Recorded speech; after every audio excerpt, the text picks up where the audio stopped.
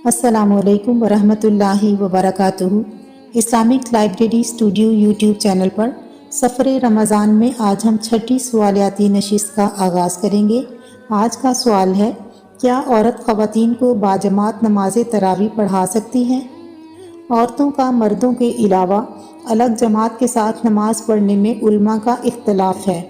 बाज़ फुक़हा मकरूह के कायल हैं। साहिब हिदाया ने लिखा है, अकेली औरतों का जमात से नमाज पढ़ना मकरूह है।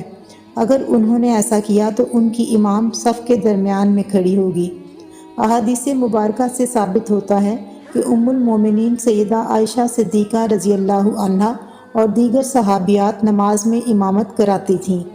इमाम हाकिम ने अल मुस्तदरिक में सैयदा आयशा सिद्दीक़ा रज़ियल्लाहु अन्हा के हवाले से रिवायत बयान की है कि वो सफ़ के दरमियान में खड़ी होकर औरतों की इमामत कराती थीं।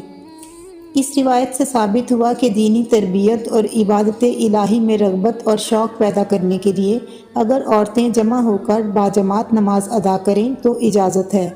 इस सूरत में इमामत कराने वाली खातून सफ़ के दरमियान में खड़ी होगी। ईदैन के मौका पर खुतबा ईद भी पढ़ सकती है, क्योंकि औरत का औरतों के सामने खुतबा पढ़ना दुरुस्त है। फुक़हा कराम ने लिखा है कि औरत औरतों की और नाबालिग नाबालगों का इमाम हो सकता है।